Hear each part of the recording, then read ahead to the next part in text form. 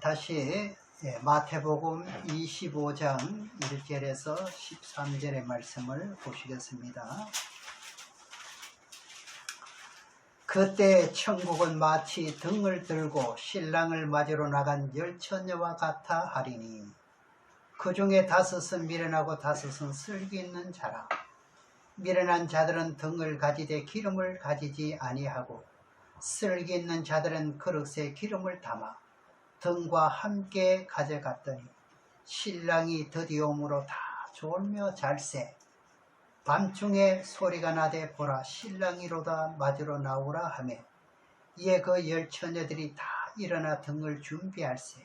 미련한 자들이 슬기 있는 자들에게 이르되 우리 등불이 꺼져가니 너희 기름을 좀 내게 달라 하거늘 슬기 있는 자들이 대답하여 가로되 우리와 너희의 쓰기에 다 부족할까 하노니 차라리 파는 자들에게 가서 너희 쓸 것을 사라 하니 저희가 살아가는 동안 신랑이 오므로 예배했던 자들은 함께 혼인잔치에 들어가고 문은 닫힌지라. 그 후에 남은 처녀들이 와서 가로되 주여 주여 우리에게 열어주소서.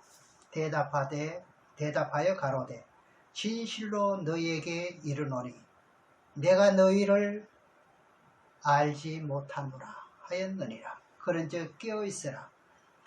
너희 그 날과 그 시를 알지 못하느니라. 오늘 제목의 말씀은 5은 미련하고 5은 슬기는 자라 하는 제목으로 이제 지난 시간처럼 같은 내용으로 말씀을 드리겠습니다. 예수 그리스도를 믿고 구원받은 성도들 가운데 어떤 사람은 미련한 사람이 있고 같이 믿는데도 어떤 사람은 슬기로운 믿음이 슬기로운 자가 있다는 말입니다. 그러니까 열처녀 비유 가운데서 성별의 여자가 아니라 무엇이라 했나요? 남자나 여자나 예수 그리스도를 믿는 성도들을 보고 뭐로 비유합니까? 처녀로 비유하고 있습니다.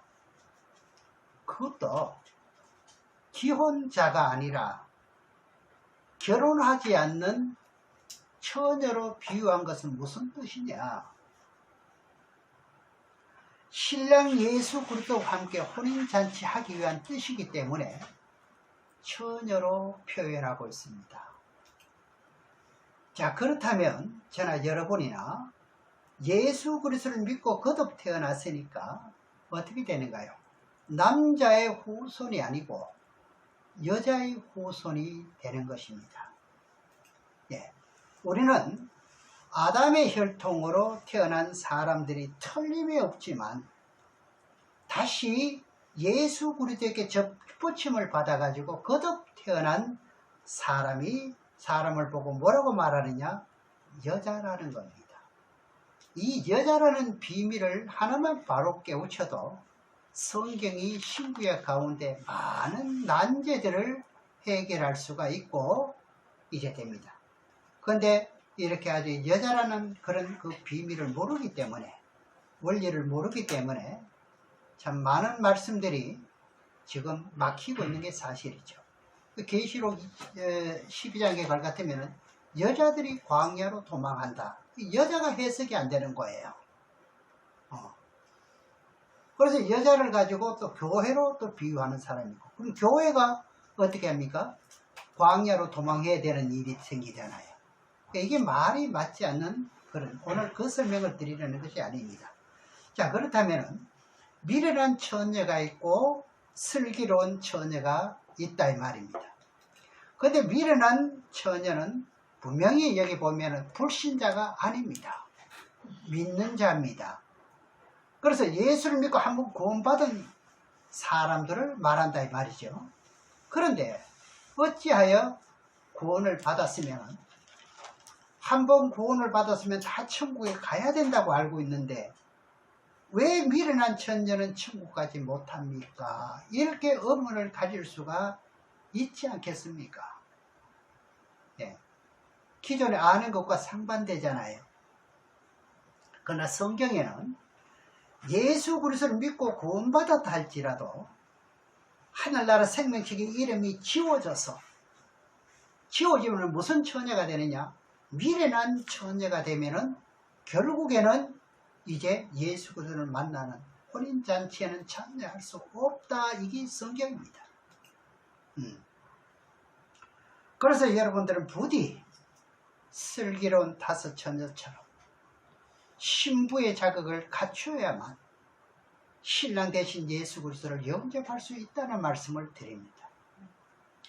자, 이런 일 때문에 사도 바울도 우리들에게 권면하신 말씀 가운데 우리 성도들을 정결한 신부로, 그렇지요? 정결한 신부로 예수 그리스도께 중매한다. 이런 말씀이 고린도 후서 11장 1절 2절에서 지난 시간에 보았습니다. 예. 자, 그리스도란 무슨 뜻이라 그랬죠? 만왕의 왕이라는 뜻이라 그랬지요. 그럼 세 가지 뜻이 있다 그랬지요. 그리스도란 뜻이요. 첫 번째는 뭐라 그랬죠? 기름 부음을 받은 자. 그리고 두 번째는 제사장, 선지자. 세 번째는 왕. 이렇게 세 가지를 통틀어 말할 때 뭐라고 말하냐? 그리스도라 그럽니다. 아시겠죠? 그리스도.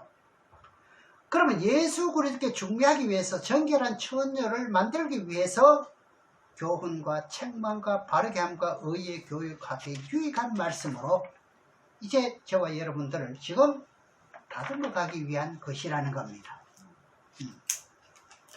그러면 열 처녀들을 이제 한 남편인 예수 그리스도께 중매한다 이 말이죠. 그래서 우리나라는 특히 이제 잊어지지 않은 것은 2조 500년이라는 역사가 깊지 않습니까? 그러니까 왕들도 보면 왕후를 간택할 때 지금도 아직 사극에 많이 나오지 않습니까? 예, 모든 것이 구비되어야 되지요. 그리고 자기가 갖춰야 되지요. 갖추어진 사람들을 간택하지 아무나 간택을 하느냐 이 말이지요. 예. 그래 왕에게 간택되어 가지고 혼인잔치에 참석하려면은 성도들이 어떻게 해야 된다? 예, 정결한 처녀로 예수 그리스도께 중매 역할을 하는 것이다 이 말이죠. 교회 설교가 뭡니까? 목사님 설교가 중매를 하는데 중매하는 이제 그 단서가 뭐냐? 뭐라고 하느냐? 하나님의 기록된 말씀이라야면 성결해지고 정결해지고 깨끗해지는 거예요. 맞아요 안 맞아요? 그래서 여러분들이 신앙에서 잘못된 것이 있으면 뭐 해야 됩니까? 책망하고 교훈하면서 그렇게 될 때 어떻게 됩니까? 정결한 처녀로 만드는 의무가 누구에게 있느냐? 위에 종에게 있습니다.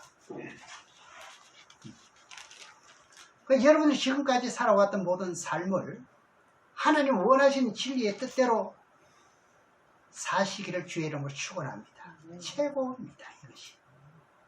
지금까지 신앙하는 사람들이 참 듣는 귀는 있잖아요. 여러 가지로 말씀을 많이 듣다 보니까 너무너무 많이 들어가지고 뭐가 됐습니까? 혼돈이 돼가지고 내가 예수 그리스도를 믿고 구원을 받아서 하늘나라에 생명책의 이름이 기록되었으면 내가 예수 그리스도를 믿는 믿음을 부인하지 않고 있는데 왜 내가 혼인잔치에 참석하지 못하느냐고 의문을 제기할 사람들이 여기 얼마나 많겠습니까? 숫자로 따지면 얼마나 많겠느냐고요. 그러나 그 중에 미련한 처녀는 덕은 있는데 뭐가 떨어졌느냐? 기름이 없다는 것 아닙니까? 등은 무엇이고 그릇이 무엇이라는 것을 성경을 통해서 지난 시간에 다 말씀드렸죠. 이제 기름이 떨어져 결국 이제 슬기로운 처녀에게 기름을 좀 달라고 좀 구워 달라고 그러니까 뭐라고 야 우리도 기름이 부족할까 하나니 니도 부족하고 나도 부족하면 안 되지 않느냐 이거죠. 그래서 차라리 기름 파는 자들에게 가서 사라 그럽니다. 시간이 계속 붙들려 있나요? 시간 없어요. 사람의 방법으로 과학으로는 시간을 붙잡지를 못합니다. 네. 하나님의 시간을요. 돌아가도록 돼 있어요. 그런 사이에 신랑이 오므로 이제 슬기로운 5 처녀는 들어가게 되고 예수 그리스도를 영접하게 되고 미련한 5 처녀는 기름을 사러 갔다가 시간이 늦어버렸어요. 오늘 못하면 내일 하지 이거지요. 그래 천국 문이 열렸다 닫혀버렸습니다. 그래 와서 문 좀 두드리면서 문 좀 열어달라고 주여 열어주옵소서. 얼마나 안타까운 사실인가요. 그런데 주님의 음성은 뭐라고 해 그래요? 나는 너희를 모른다 그럽니다. 모르신대요. 그래서 그날과 그 시는 아무도 모르나니 하면서 깨어있으라 그러잖아요. 깨어있으라 그러잖아요. 지금 시대를 웬만큼 성경을 아실 것 같으면 시대를 읽을 수가 있지 않습니까? 지금이 어떠한 때인지를 깨어있을 때인지 잠자도 될 때인지 그렇잖아요. 그렇다면 목사님은 등은 무엇이고 또 그릇에 기름을 준비해야 하는데 그릇은 무엇이면 또 기름은 무엇이냐 의문을 제기할 수가 있습니다. 분명히 등은 가지고 있어요. 그 등을 보고 뭐라 그랬죠? 육신을 가지고 있다 이거죠. 그 슬기로운 처녀도 등은 가지고 있는데 미련한 처녀도 등은 가지고 있어. 등은 다 있습니다. 육체는 다 가지고 있어요. 그죠? 그런데 무엇이 떨어졌느냐? 기름이 없다는 거예요. 예, 결과적으로 기름이 있는 자와 기름이 떨어진 자 가운데서 천국을 갈 수 있다 없다 하는 갈림길에 있다 이 말입니다. 그러니 예수를 믿는다고 다 천국 가는 것이 아니라고 저는 분명히 말씀드리는 것이 여기 있습니다.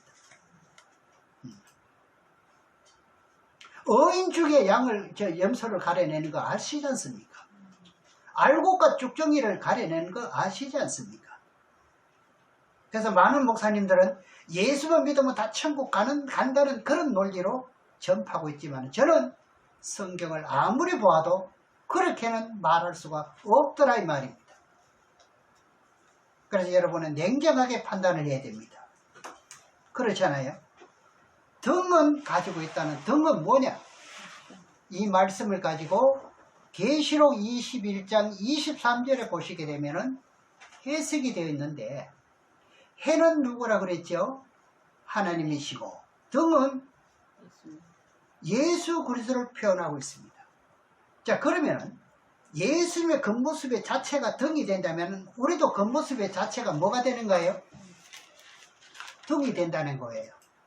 그렇죠? 그러면 계시록 21장 23절에서 한번 말씀을 보시겠습니다. 계시록 21장 23절에 보게 되면 그 성은 해나 달의 비침이 쓸데없으니 이는 하나님의 영광이 비치고 어린 양이 그 등이 되십니다. 어린 양이 무슨 역할을 합니까? 등 역할을 합니다. 그럼 여러분 육체적인 그 사람은 다 있잖아요. 그렇죠? 그럼 등은 가졌는데 마음속에 그릇에 그죠? 육체가 그릇입니다. 그래서 무엇이 떨어졌다요?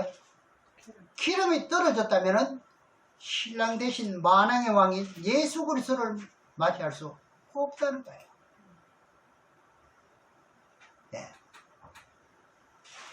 그래서 우리가 예수 그리스도를 영접하기 위해서는 오늘 본문의 마태복음 25장 1절 13절 가운데 열처녀 비유 가운데 미련한 처녀가 되면 안 되고요.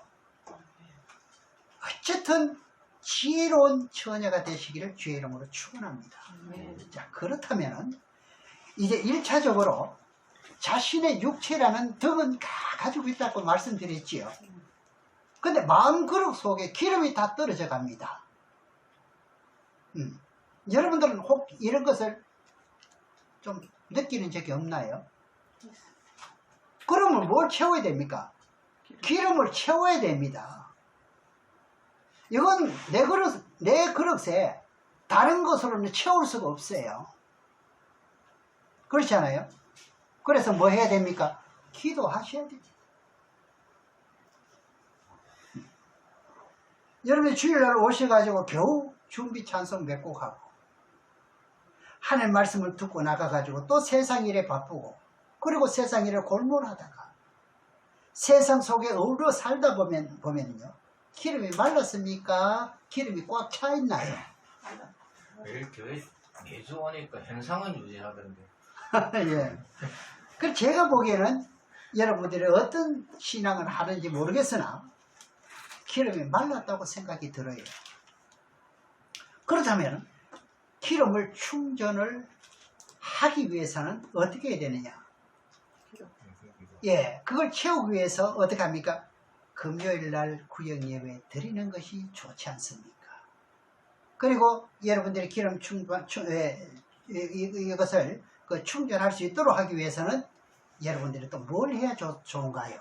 기도를 해야 되지 않습니까? 그죠? 육신을 위해서는 하루 세 끼 먹는 것이 있잖아요. 그럼 우리가 하루에 3번 정도는 기도해야 되지 않겠나? 그럼 3번은 다 하지 못한다 할지라도 어떻게 해요? 1시간 정도는 기도해야 되지 않느냐? 우리는 새벽 예배 한 2시간 하죠. 그럼 누구를 위해서 하는 겁니까, 이것이? 목사님을 위해서 하는 건가요? 나를 위해서 하는 것이라는 겁니다, 이게. 내가 살기 위해서, 내가 무슨 처녀가 되기 위해서? 지혜로운 처녀가 되기 위해서라는 겁니다. 무엇을 하든지. 사람을 위해서는 내가 희생할 이유가 없지요. 그렇잖아요?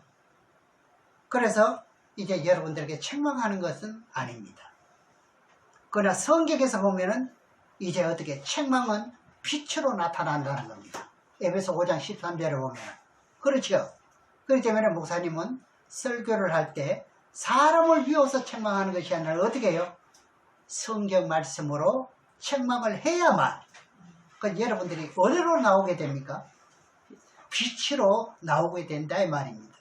그런데 반대로 온 것만 해도 감지덕지하고 너무너무 감사하고 기뻐가지고 오냐 잘한다.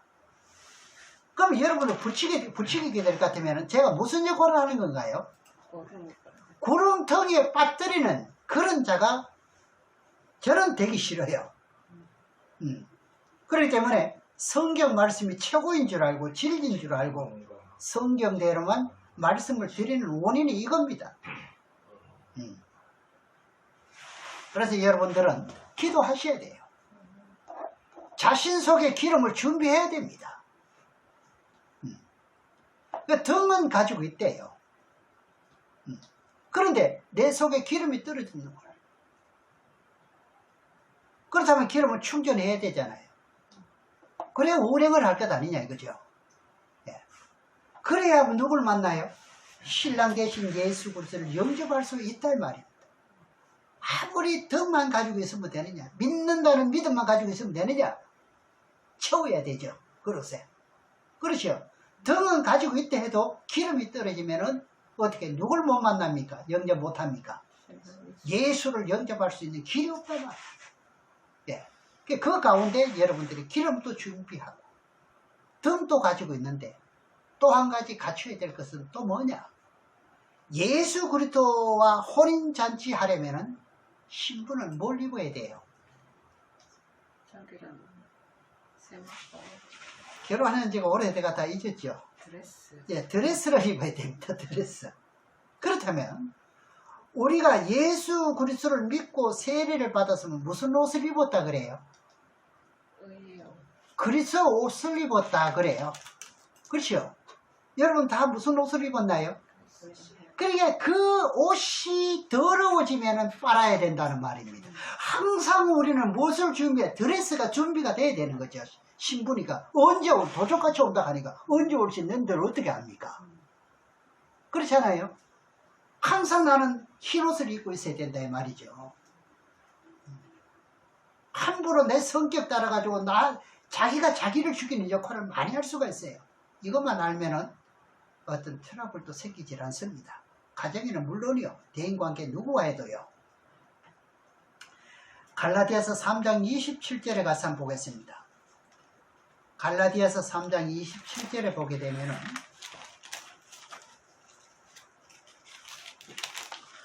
누구든지 그리스도 합하여 세례를 받는 자는 그리스도로 옷을 입었느니라.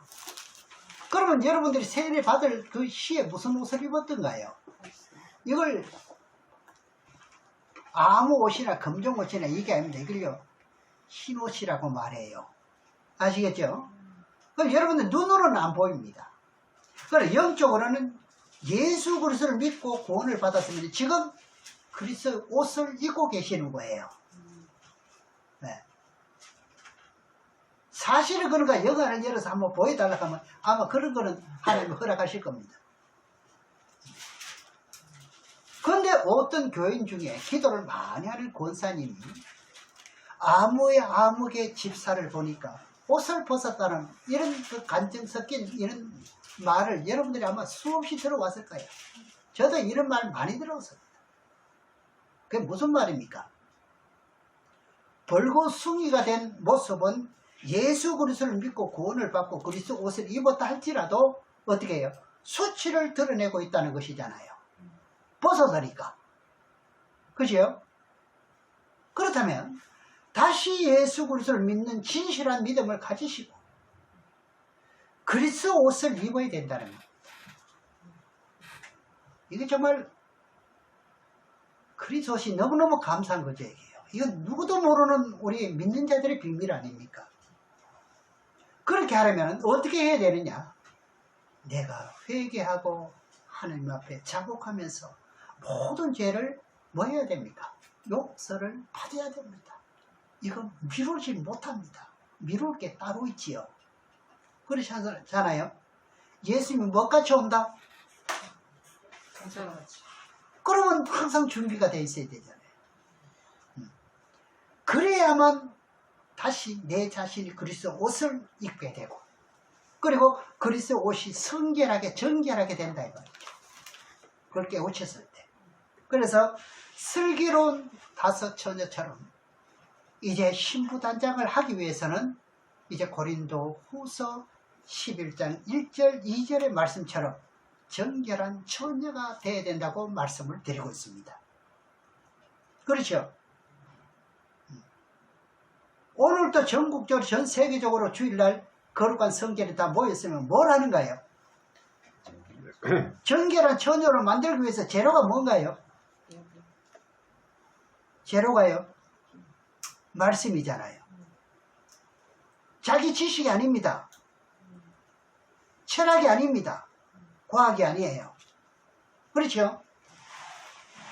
그래서 계시록 22장 14절을 보시게 되면은 우리가 천국에 가려면은 뭐 어떻게 해야 되느냐? 두루마기라는 것이 있는데 이걸 빤다고 그래요. 이거 빨지 않으면 못 간다고 되어 있어요. 이것을 다른 말로 하면은 세마포 옷이다 이렇게 말하거든요. 이걸 마태복음 22장 1절 14절에는 예복이라고 말을 합니다. 예복이 더러우시면 아무데도 못 가잖아요. 당연한 것을 아는데 당연한 것으로 생각이 못한다 이거죠. 그렇다면 본문에서 이제 우리가 슬기로운 다섯 처녀가 되려면 등은 가지고 기름도 준비되어 있는데 그 가운데 내 자신에게 허물과 죄가 있다면 어떻게 되나요? 깨끗이 씻음을 받아야 된다 이 말입니다. 그러면 계시록 22장 14절에서 그 말씀을 한번 보시겠습니다.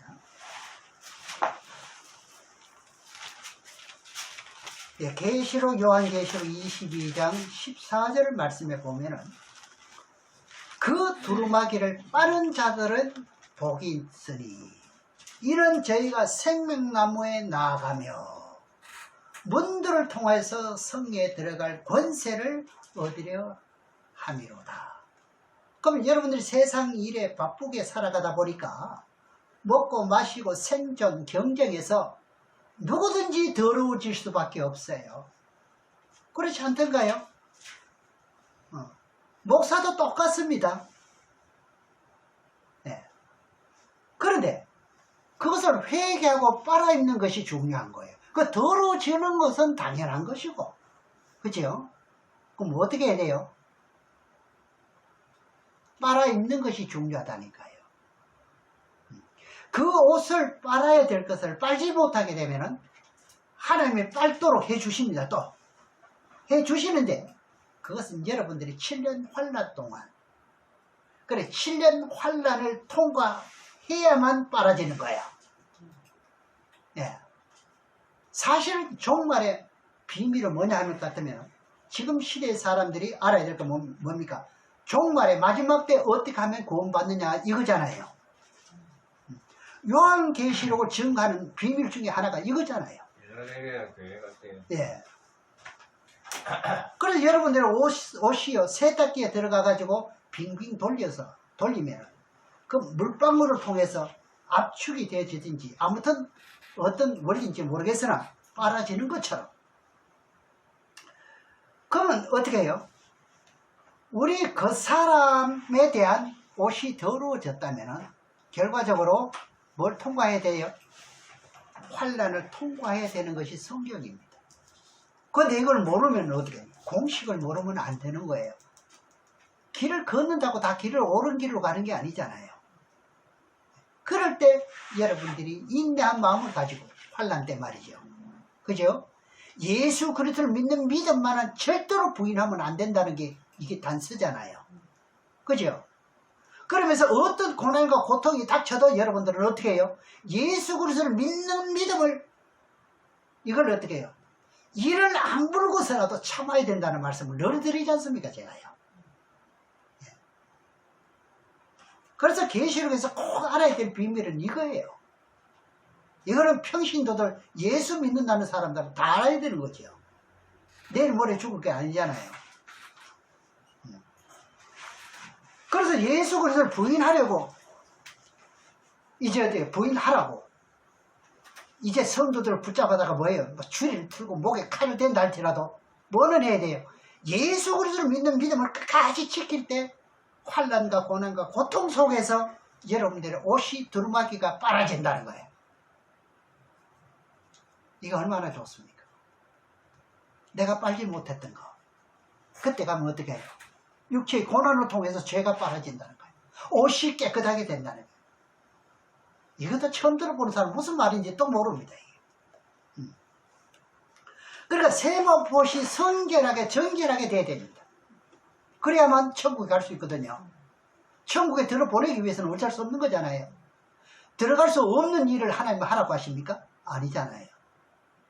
때문에 7년 환란이 올 때 환란 전에 들림받는다는 것이 아니라 그것은 남을 기만하는 겁니다. 네. 환란 전에는 깨끗하게 될 수가 없어요. 옷이 빨아질 수가 없어요. 이해가시죠? 그러니까 환란을 거쳐야 되는 것이 성경이라 이 말입니다. 성경. 그걸 계시록 7장에 보면은 구원을 받아서 이제 변화받을 모든 성도들이 예수 그리스도를 살아서 영접하게 될 열처녀와 같은데 슬기로운 다섯 처녀가 되어야 될 목적이 뭐냐 할 것 같으면 또 그리고 이제 목적을 이루면서 예수님을 만날 슬기로운 처녀들은 다 뭐냐? 환난 가운데서 나오는 자들이라 그럽니다. 그러니까 환난 가운데서 옷이 성결하게 된 자다 이 말이죠.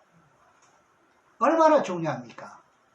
계시록을 한번 보시겠습니다. 7장 9절에서 14절까지 한번 보겠습니다.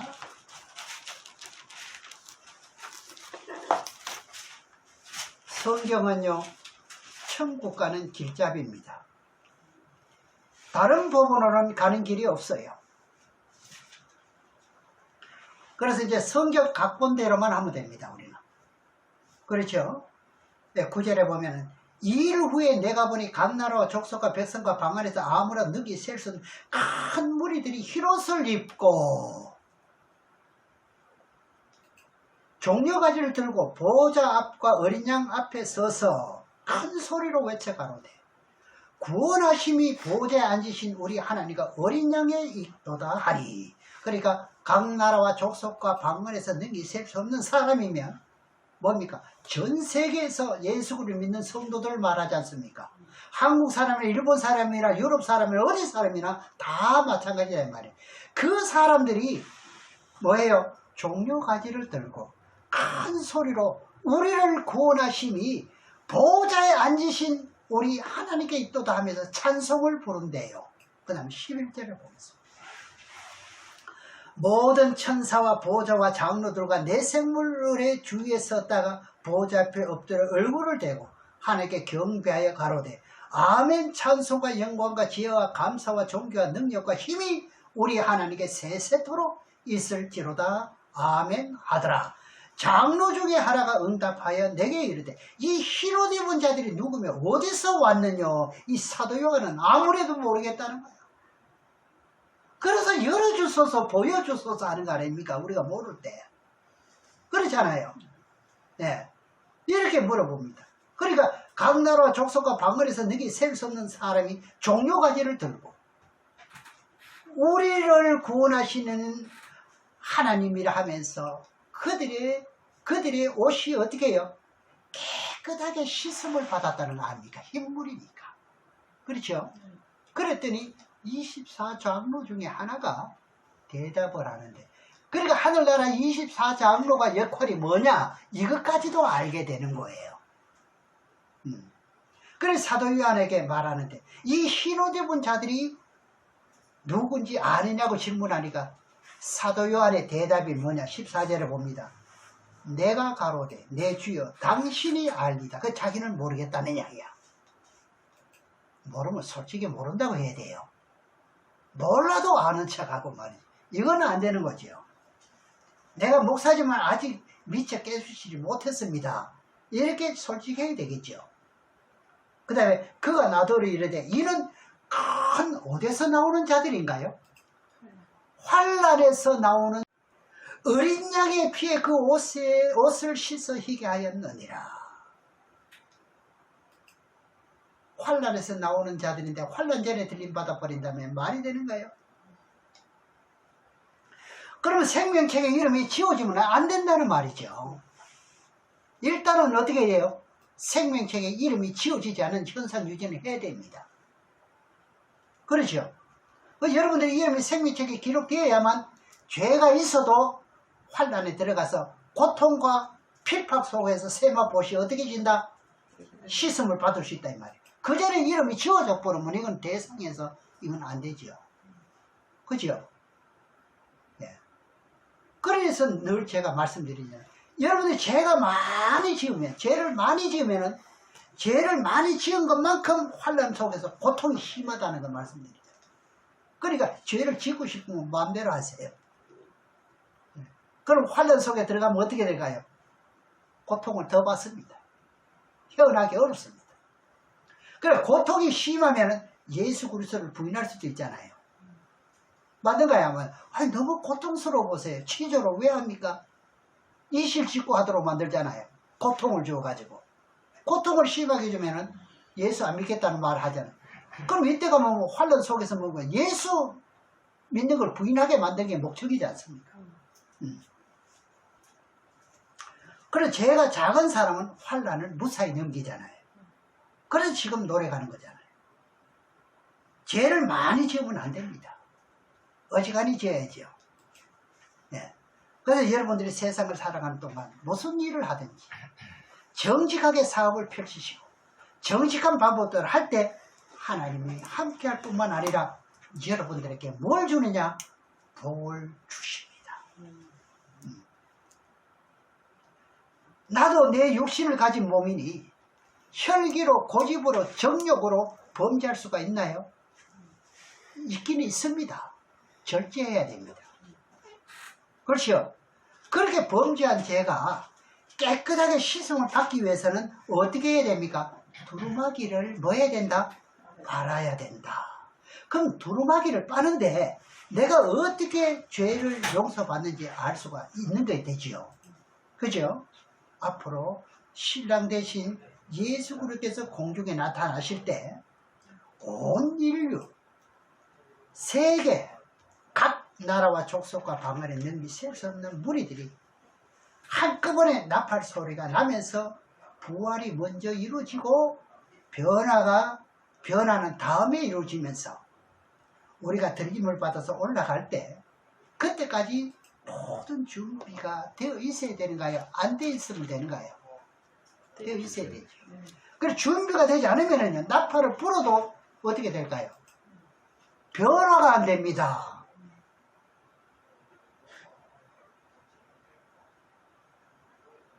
변화가 안 돼요. 그래서 미련한 처녀가 주여 주여 문을 열어주소서. 아무리 두들겨도 나는 너를 모른다는.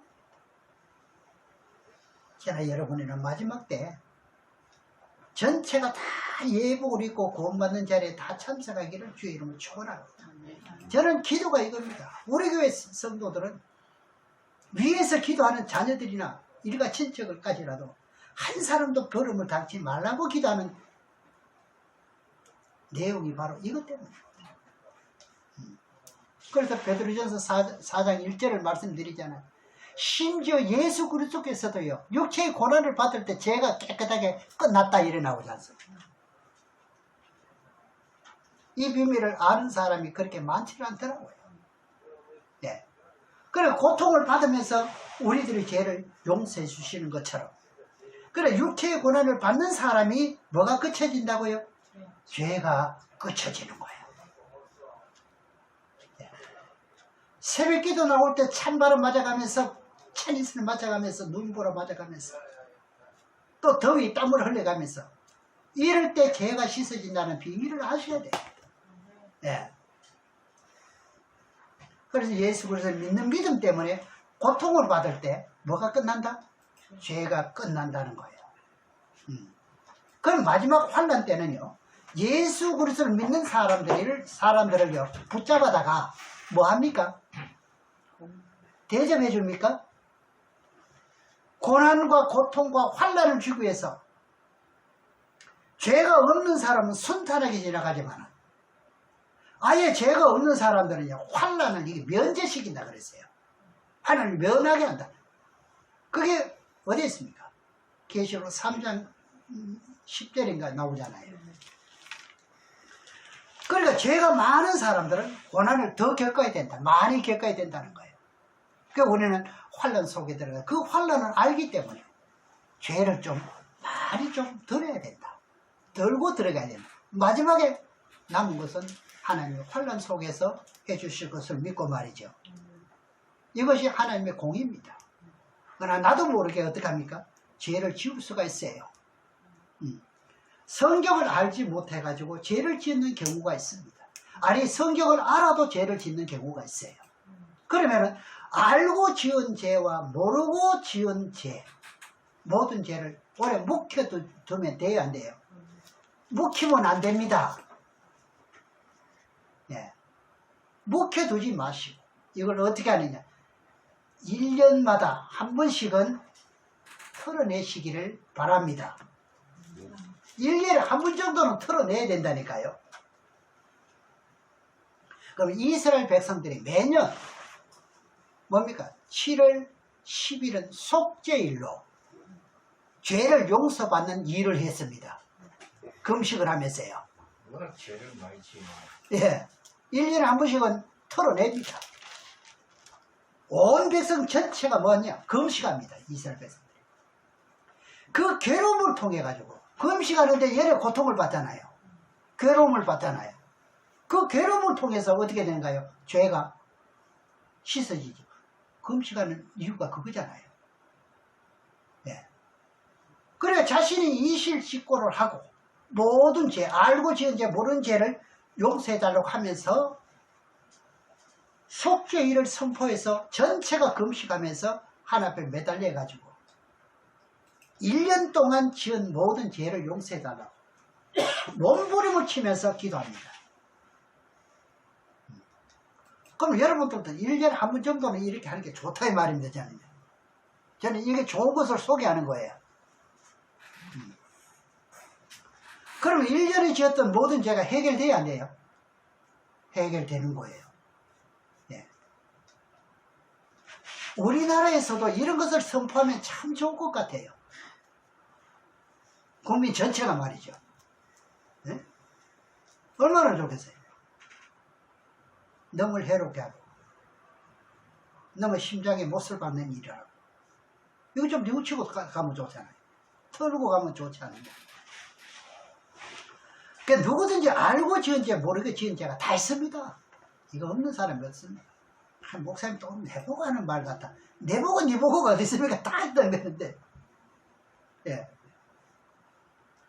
근데 죄를 회개할 줄 모르고 1년이 지나고 2년이 지나고 그러면은요 하나님의 공의로운 하나님인데 하나님의 공의로운 하나님이잖아요.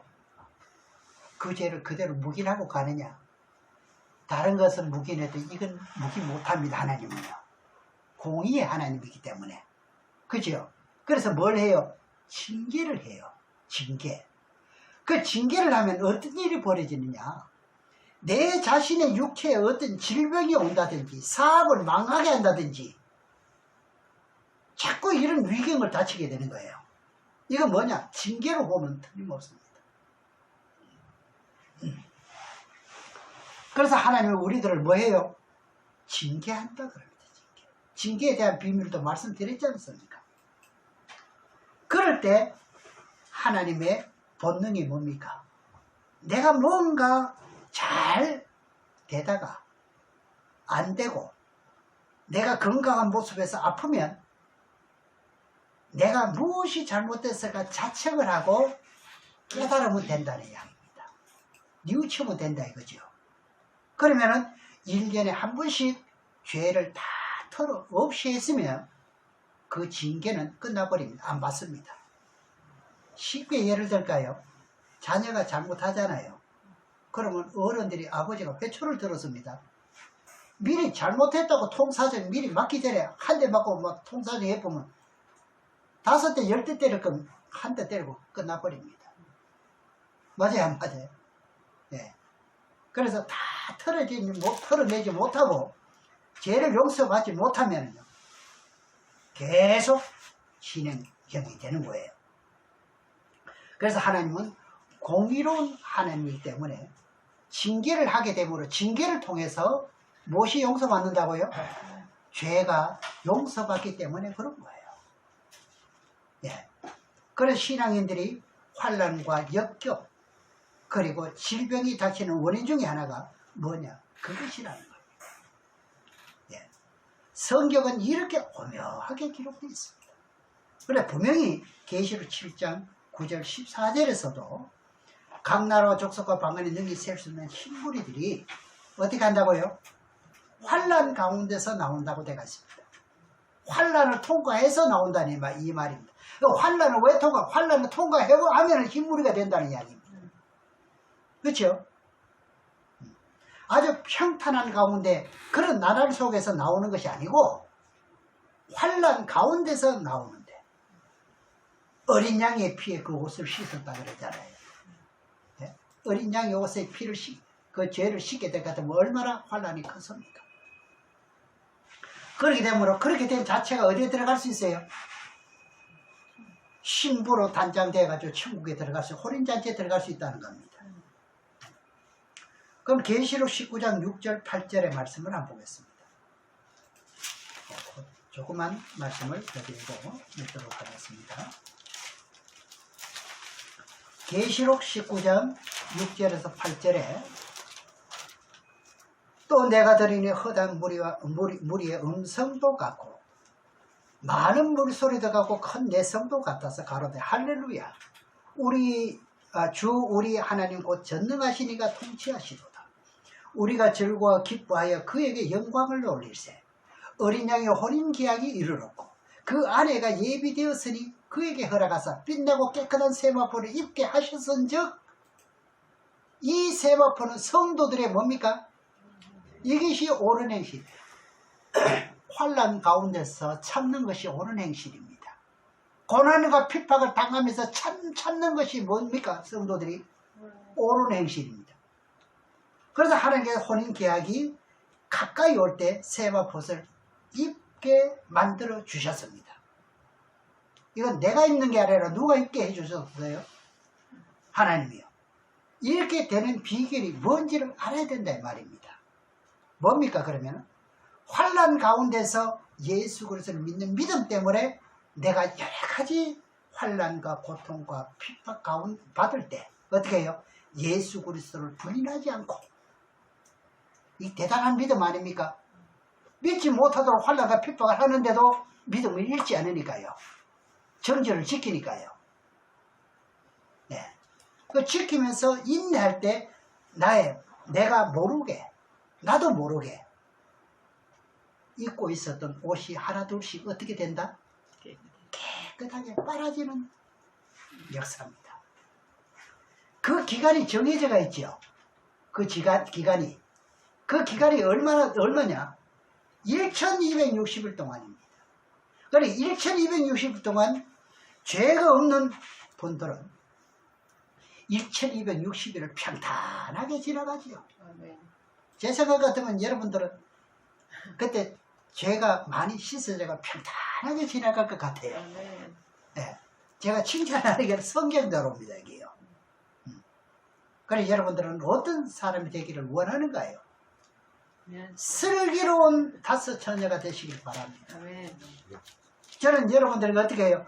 어떤 극한 상황이 닥칠 때 이렇게 하라, 저렇게 하라, 이렇게 대처하면 된다. 그래야만 구원받는다. 이 말씀을 드리죠. 그리고 평탄한 신앙생활 속에서 나이가 많아 죽을 때 어떤 처지 속에 믿음을 지켜서 구원받아라. 그러잖아요. 마지막 네 목숨이 닿을 때까지 어떤 믿음을 정죄를 지켜라. 제가 말씀 다 드리지 않습니까? 그럼 구원이 이루어진다고.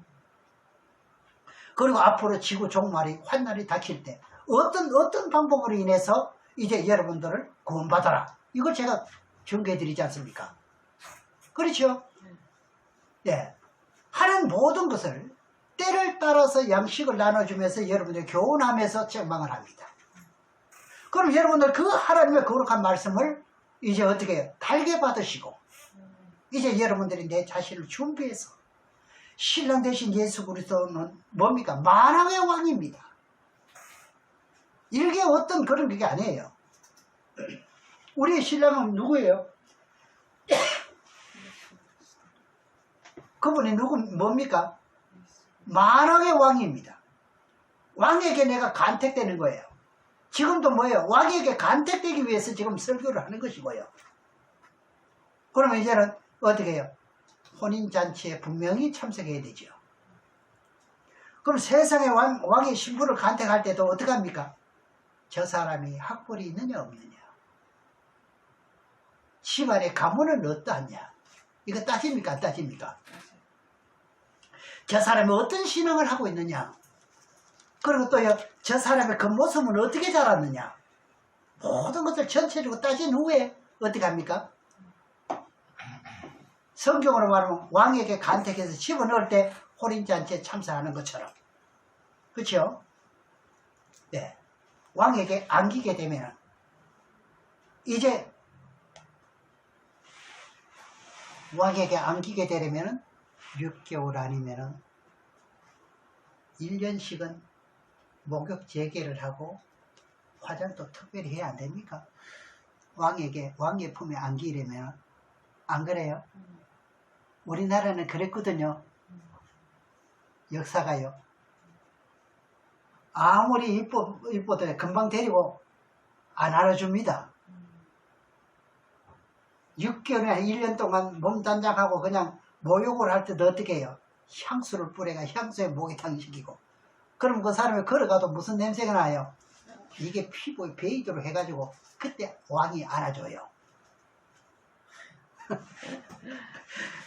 이런 비유를 드려서 좀 죄송하긴 합니다만 이해는 되시죠? 네. 그래서 옷을 입히잖아요. 그래서 단장하고 여러 가지로 준비시켜가지고 왕에게 집어넣습니다. 그렇죠? 우리도 똑같습니다. 목사가 하는 일이 이거예요. 주의 종이 하는 역할이 이겁니다. 이걸 잘못하면 우리 책망을 받게 되는 거예요. 목자가. 우리가 신앙생활하는 것은 바로 그것이에요. 그러니까 여러분들은 신앙생활을 편안하게 하려고 생각하지 마시고 힘들어도 즐거운 마음으로 하시기를 주의 이름으로 축원합니다. 아멘. 이게 비결이기 때문에 그렇습니다.